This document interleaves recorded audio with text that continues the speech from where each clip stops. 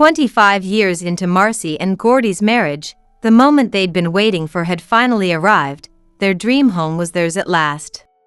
"Can you believe it, Marcy? Our very own home, just like we always wanted," Gordy exclaimed, his face aglow with joy. As Gordy bent down to sniff the floor, inhaling deeply, Marcy couldn't help but burst out laughing. Just as they were catching their breath, the doorbell chimed. "Must be the new furniture and appliances we ordered," Marcy thought to herself. She and Gordy exchanged a look. Barely containing her excitement, Marcy opened the front door. "Thank you so much for your help, oh," she cried out in surprise. There, standing on the doorstep, were her in-laws, London and Tyree. Marcy's mind went blank. How? Why? In a state of panic, she bolted out the door. "Marcy! Where are you going?" Gordy shouted after her. Ignoring her husband's voice, Marcy kept running. She could feel the eyes of passers-by on her as she ran. Near their new home was a railroad crossing, and Marcy found herself sprinting towards it in a daze. In the distance, she could faintly hear the clanging of the warning bells. The crossing gates slowly lowered in front of her, taking their time. The flashing red lights caught Marcy's eye, and she knew a train was coming. But even as she tried to stop, her legs wouldn't obey. All she could think about was that she had to get away. In the next instant, she had flung herself onto the tracks. Nearby, a passing woman was reaching for the emergency button. Everything seemed to be moving in slow motion. Her name is Marcy. She had recently turned 47 and had started to notice changes in her health. "I was fine until just recently, but menopause is rough," Marcy muttered to herself. As she got ready for work, she caught her reflection in the mirror and sighed, her words vanishing into the empty air. Even after getting married, Marcy still worked full-time while living in an apartment with her husband, Gordy. They didn't have any children, but life with just the two of them wasn't so bad. Marcy figured it had something to do with finding fulfillment in her job. "Marcy, breakfast is ready," Gordy called out. "Be right there," she replied. Putting away her makeup kit, Marcy headed for the living room. Since Gordy worked at a factory, he didn't have the option to work remotely. They both left the house at the same time every day, sometimes getting home on time and sometimes a little late. Marcy had first met Gordy back when they were students, when they ended up sitting next to each other in class. Gordy had forgotten his textbook, and noticing this, he asked Marcy if he could share hers. As she later found out, it had all been a lie Gordy told because he'd fallen for her at first sight. Never in her wildest dreams had Marcy imagined she would end up marrying him, but that was how their story began. To tell the truth, Marcy had never even considered dating a man, let alone getting married. That had a lot to do with the environment she grew up in. Marcy's father, Basil, had already passed away, but he had been an incredibly violent man. Whenever Basil and Marcy's mother got into a fight, plates and forks would go flying all over the room. More times than Marcy could count, she and her mother had cleaned up the scattered dishes together, both of them in tears. From a young age, Marcy had come to believe that men were unpredictable, liable to explode at any moment, and impossible to control. But as she spent more time with Gordy, Marcy realized that had been a misguided assumption. The complete opposite of Basil, Gordy had a gentle, easygoing personality. And he always put Marcy first. "You're the most important thing to me, Marcy," Gordy had told her, and drawn to his sincerity, Marcy had accepted his proposal and married him. Being with Gordy brought a sense of calm to Marcy's life, and she could imagine their future together stretching out before them, peaceful and content. From the very beginning of their marriage, Marcy and Gordy had shared a dream. They wanted to buy a home of their own, a place where they could build a life together, just the two of them. They had searched for houses and land countless times, but had never quite found the perfect property. They had looked at so many places, but for some reason, neither Marcy nor Gordy had ever found one that felt right. But that wasn't the only problem. Marcy and Gordy had very little in savings. Even if they took out a mortgage, when they factored in the costs of moving and all the other expenses, they would need a substantial sum of money. If they bought a house without having that money saved up, there was a very real possibility that they wouldn't be able to make ends meet. When they heard this from the real estate agent, it had been a real blow to Marcy. "I'm sorry. If only I was making more money," Gordy had said, bowing his head in apology. "No, it's okay. I know how much pride and fulfillment you get from your job, Gordy." "Don't worry about it," Marcy had reassured him. "But it was our dream," Gordy had lamented. "We can save up the money from now on," Marcy had replied. And who knew, maybe while they were saving, they would find a property they loved. These things were all about timing and finding the right fit, after all. Marcy had convinced Gordy, and they had decided to keep looking for a place while simultaneously building up their savings. After moving a few times, they had ended up in their current apartment. It was relatively new, only about 5 years old, and just the right size for the two of them. It even had a delivery locker, which Marcy appreciated for the convenience it offered when shopping online. The apartment was also less than a 2-minute walk from Gordy's parents' house. They had chosen the location to be close by in case anything happened to Gordy's parents, London and Tyree. London and Tyree weren't young anymore, and we never knew when something might happen. Of course, it was best if nothing did, but Marcy and Gordy had agreed it was important to be prepared just in case. But sometimes Marcy wondered if that had really been the right decision. Ever since they had moved into this apartment, London and Tyree had been dropping by all the time. When asked why, they would give trivial reasons like wanting to see Marcy and Gordy's faces or wanting to talk. For the first few weeks after the move, London and Tyree had at least given advance notice before coming over. But lately, they had started showing up out of the blue, without any warning. Today was no exception.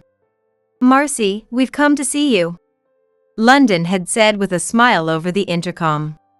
Marcy had no recollection of asking them to come, but for some reason, London was giving off an air of, "What a useless daughter-in-law."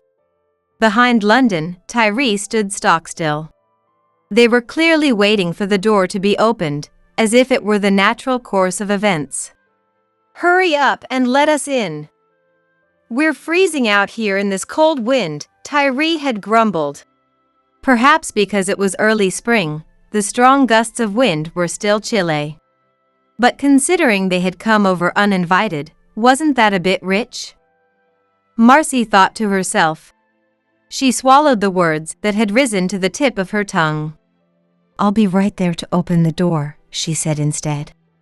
As soon as Marcy undid the chain and opened the door, London and Tyree barged right in. The first words out of London's mouth were, "What's this? You don't have the heat on?" "This place gets a lot of sunlight, so we don't need it," Marcy replied. "Even though we're here? Do you have no intention of being a good host?" Tyree demanded. "If you had let me know ahead of time, I would have turned it on," Marcy retorted. "Humph, listen to you making excuses like you know what you're talking about." "Whatever, I'll turn it on myself." Muttering about his inconsiderate daughter-in-law, Tyree flipped on the heater switch of his own accord. "Hey, don't just turn that on without asking," Marcy protested. She was trying to save on the electric bill, but this rendered that effort meaningless. It wasn't even noon yet, and she certainly hadn't expected London and Tyree to come over. And of course, Gordy had gone out shopping at a time like this. Marcy pictured how strangely fired up he had been as he left, saying toilet paper was on sale. Ignoring Marcy completely, London and Tyree made themselves at home in the living room. London turned to Marcy and started making demands, telling her to bring tea and asking where the snacks were. Marcy reluctantly went to prepare the refreshments, and just then, Gordy returned home. "Oh, you two are here," he asked in surprise. Sure enough, Gordy glanced at Marcy's face in surprise. "They just got here," Marcy tried to convey with her eyes. Gordy gently hinted to London and Tyree that he hoped they would leave soon, but they skillfully dodged the subject and stayed put. In the end, Marcy found herself preparing and serving both lunch and dinner, and London and Tyree finally left after polishing off dessert. Both Marcy and Gordy were strangely exhausted, slumped on the living room couch. The toilet paper sat forlornly in the hallway where it had been left, a poignant sight. Marcy wondered if London and Tyree's unannounced visits would continue from now on. The thought was so disheartening that she tried not to dwell on it, but her premonition proved all too accurate. London and Tyree frequently showed up in the morning with no regard for Marcy and Gordy's schedules. It was not uncommon for them to eat 3 meals and snacks before leaving. The refrigerator was quickly emptied, and the food expenses mounted. Both Tyree and London were living on their pensions, but the amount was staggering. "Hey, we had fish yesterday, so make it meat today," Tyree demanded. "You didn't come over yesterday," Marcy retorted. "I made it yesterday. So please make it meat today," London insisted. "I have no idea what you ate for dinner yesterday," Marcy shouted. Moreover, London would occasionally take a thorough look around the apartment. And if she spotted even the slightest bit of dirt or garbage, she would swoop in and corner Marcy. "This place hasn't been cleaned," London declared. "I just cleaned yesterday," Marcy shot back. "There's hair on the floor. Here and here." Marcy was thoroughly fed up with London's nitpicking. "And there's limescale in the bath, too. Are you really cleaning properly?" It was endless if Marcy tried to address each complaint one by one. But if she ignored them, London would raise her voice and ask, "Are you listening?" Marcy couldn't help but wonder what on earth London and Tyree were coming over for. She fervently wished they would bother someone else if they had so much free time. To make matters worse, if a meal wasn't to London and Tyree's liking, they would go so far as to throw the food in the garbage. Marcy had spent a long time preparing a sweet and savory simmered atka mackerel dish. Even Marcy was starting to feel her anger rise at this. "I went to all the trouble of making that, and you just..." Marcy cried. "It's too salty." "I told you to go easy on the salt," London complained. "I prefer mild flavors." "I've mentioned that before," Tyree added. The seasoning was exactly as the recipe called for. London and Tyree had never once shown any concern about salt content or mild flavors, and had eaten Marcy's cooking without complaint until now. If that was the case, London and Tyree shouldn't have come to Marcy and Gordy's place from the start, and should have cooked for themselves. Why did they make Marcy cook for them? Marcy wasn't their personal chef. A mix of anger and sadness welled up inside her. At that moment, Gordy, who had been sitting next to her, stood up. "Both of you, don't say things like that. I can't believe you would treat the food Marcy made for you so poorly." Gordy admonished London and Tyree, but they seemed to take offense instead. "If it's not to our taste, it can't be helped," London said. "That's right. It's your job to discipline your wife," Tyree added. "Discipline?" Gordy furrowed his brow. "This is no joke. If Marcy's cooking isn't to your liking, then get out right now. This instant." Gordy said this in a voice filled with more anger than Marcy had ever heard from him before. Faced with this unexpected turn of events, London and Tyree were too flustered to move. It was the first time either of them had seen the usually mild-mannered Gordy this furious. Gordy took London and Tyree by the hand, led them to the front door, threw their belongings out after them, and shut them out. He returned to the living room with a bright red face and murmured to Marcy, "Sorry for startling you. Your cooking is delicious, Marcy. The best in the world. So, try not to let it get to you too much." Gordy was doing his best to comfort her in his own way. Marcy was so happy she choked back tears and said, "I'm okay." But if she was being honest, the constant snide remarks and shameless behavior from London and Tyree were painful to endure. However, London and Tyree were the parents of Gordy, the man Marcy loved more than anything. She couldn't just ignore them, and it was a certainty that she would have to look after them someday. As long as Marcy put up with it, it would be fine. That's what she told herself as she swallowed her post-dinner ice cream along with her tears. Marcy and Gordy usually had weekends off and liked to relax at home. But ever since moving into this apartment, it had become rare for them to spend their time that way. One day, as Marcy was enduring yet another in a long string of visits from London and Tyree, she and Gordy finally decided to move into a newly built detached house. They had managed to save up, and as soon as they found a property that made them think this is the one, they had bought it on the spot. It was a house they had put an immense amount of thought into, going over the layout again and again in discussions with the architect. Marcy had wanted to make use of an efficient flow for housework while avoiding an overly functional feel. She had also wanted to focus on the interior design, and had taken her time selecting light fixtures, even if they were a bit more expensive. The wallpaper, the flooring, the toilet, the bath, as Marcy looked through catalogs and made alterations to fit within their budget, she found that everything started to look good to her.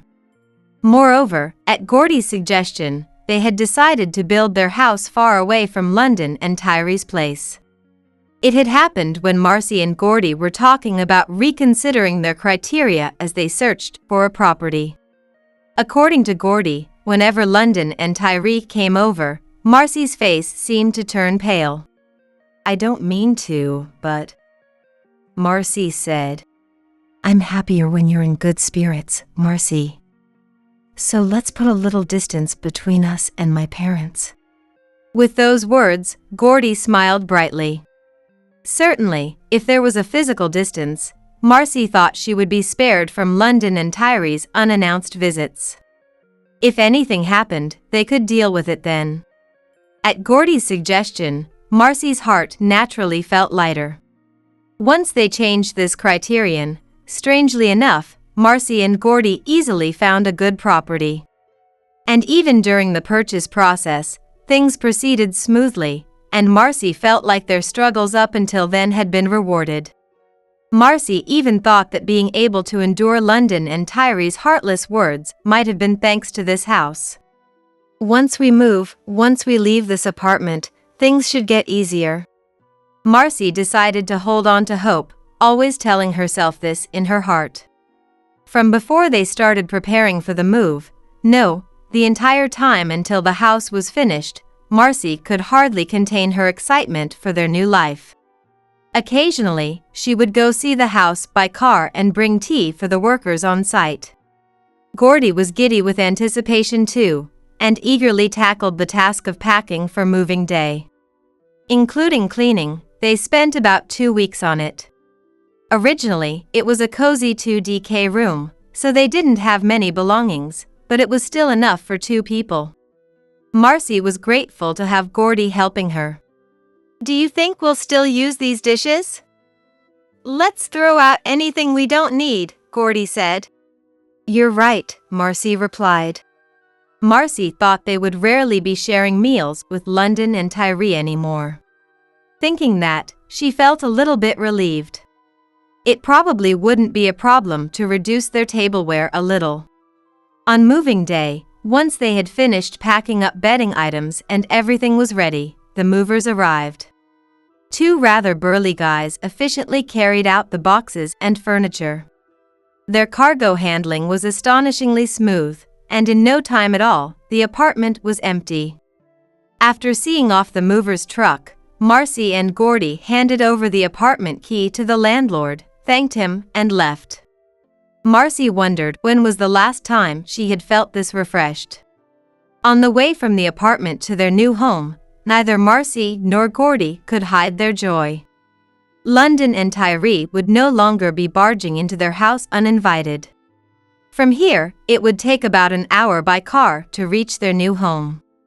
The movers had already arrived at the new house and had started unloading their belongings. Checking which boxes were for the living room, which were for the bedroom, and so on, they carried them into the house one by one. In the early summer weather, everyone was drenched in sweat as they worked. But for Marcy and Gordy, it wasn't a hardship at all. They had waited 25 years for this moment. To have their dream home, the place where they would live. Once the last of the boxes had been brought in, the movers quickly took their leave.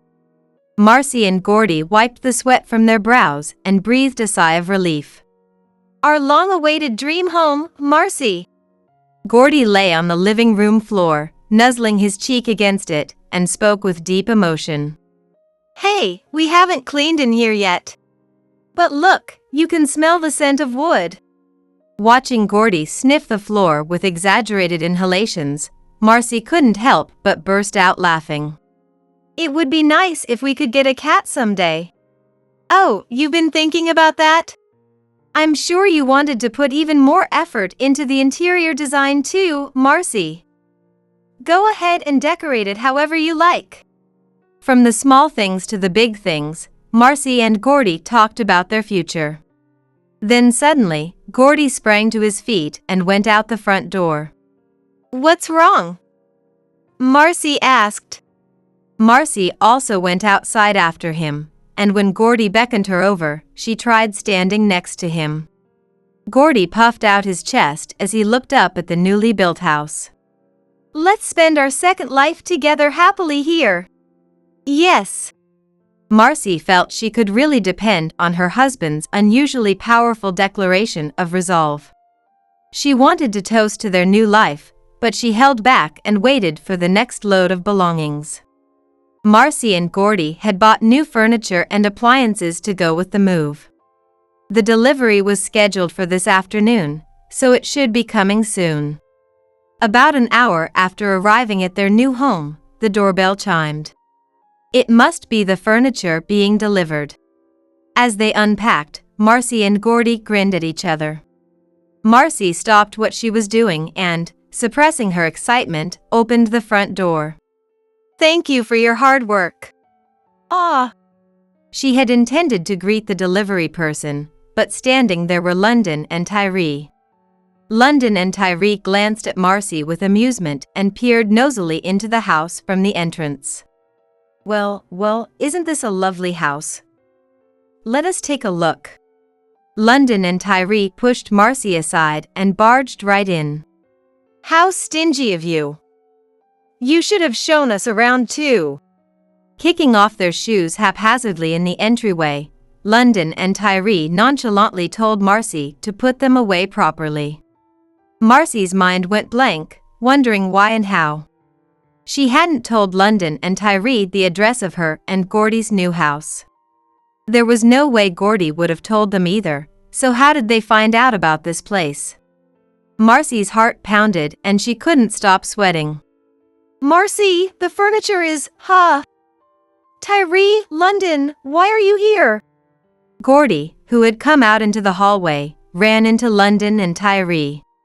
What do you mean, why? You're the one who told us. I didn't say a word. What are you talking about? When we were at your old apartment, there were documents in your bag. Don't tell me you snooped through them without permission?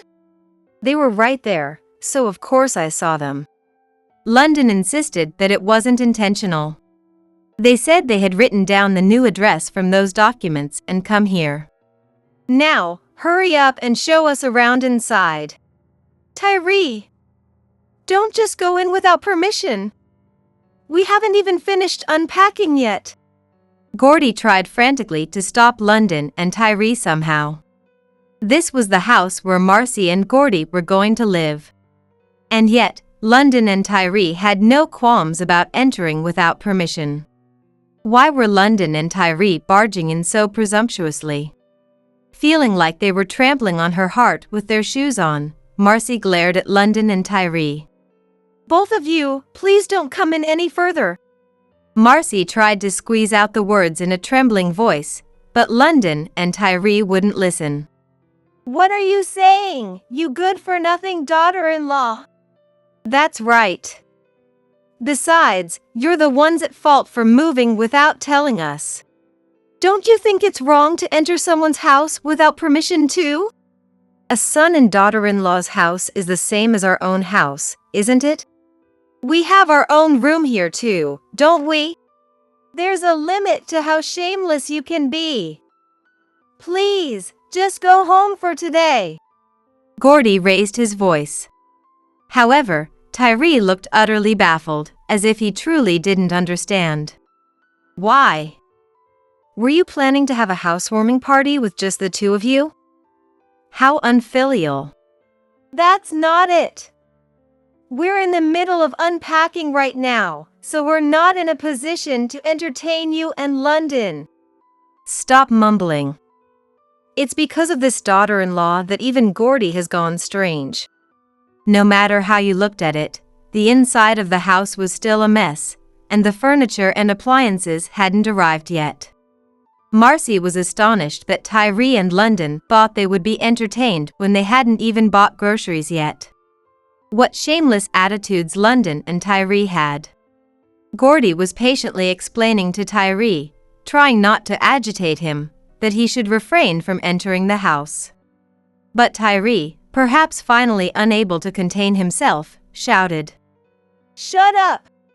and raised his fist in a rage. It happened in an instant. A past memory flashed through Marcy's mind. When she was still young, living with her parents in an apartment.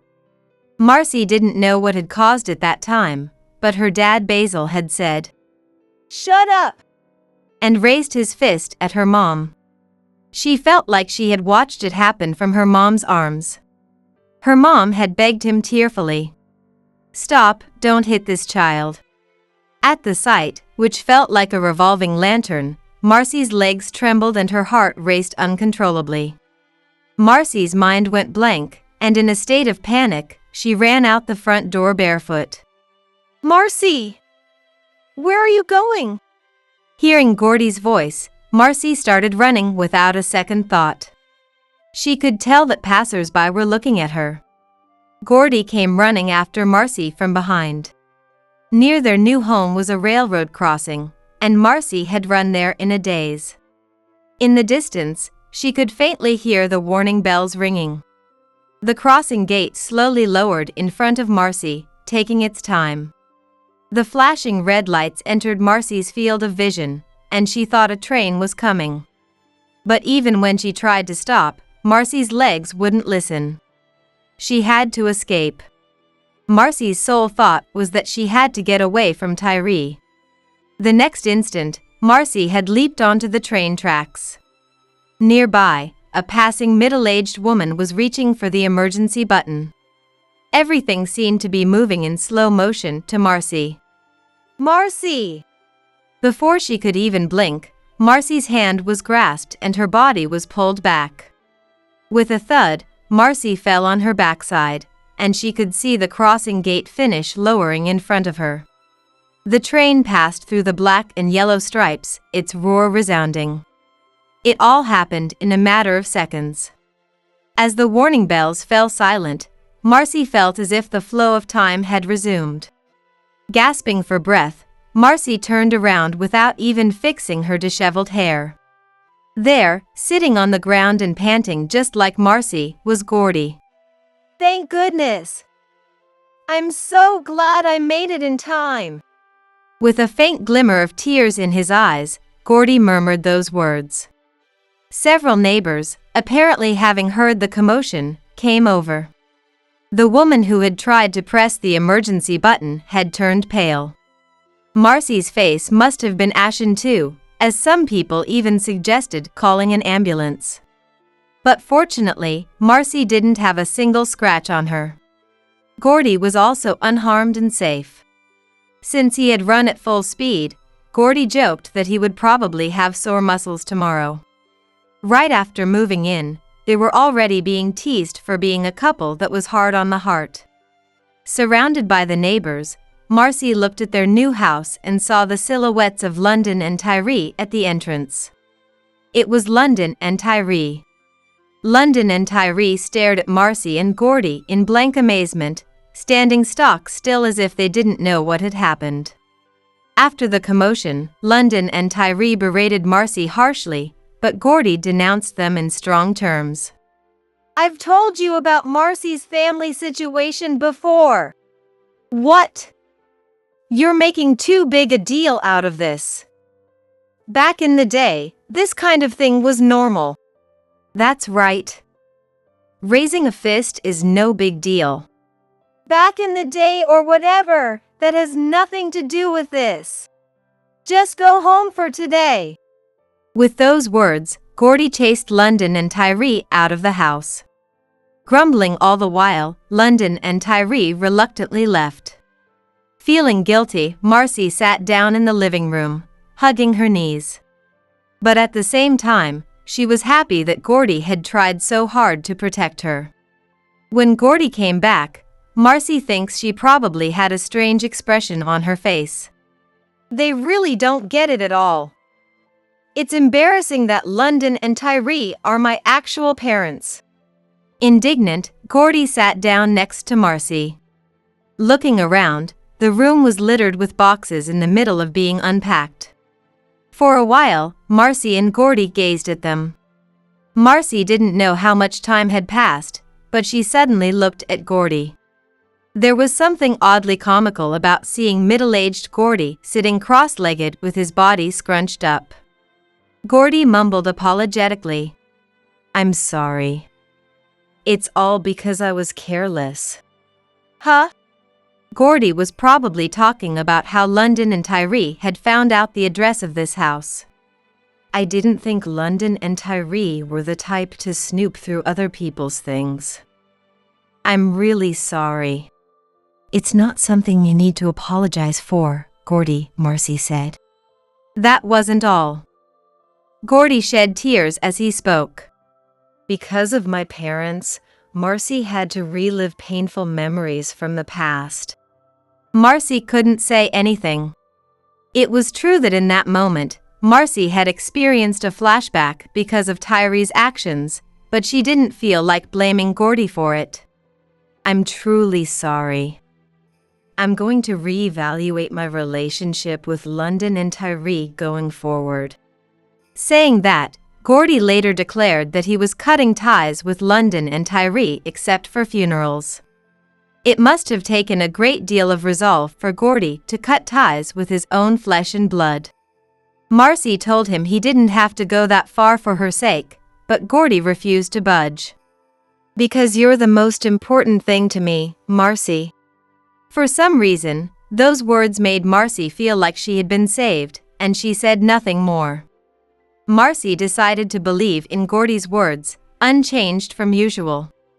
After declaring his intentions to Marcy, Gordy also conveyed this to London and Tyree over the phone.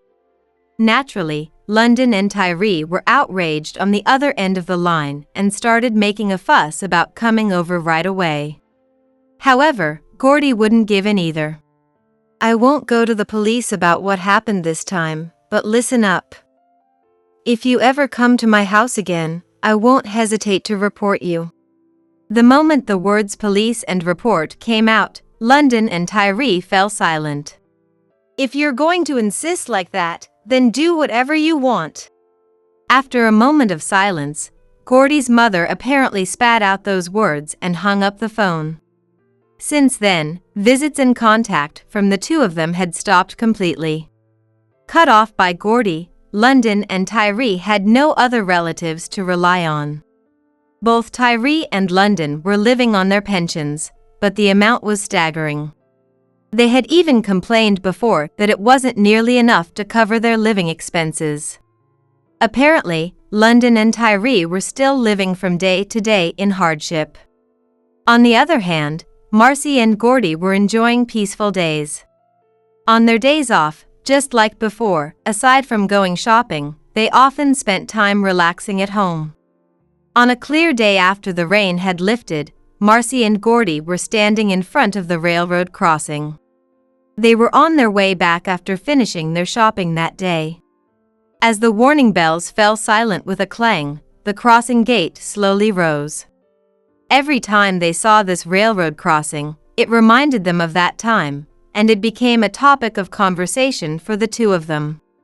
Whenever Gordy crossed this railroad crossing together with Marcy, he always held her hand tightly. He was worried that she might jump onto the tracks again.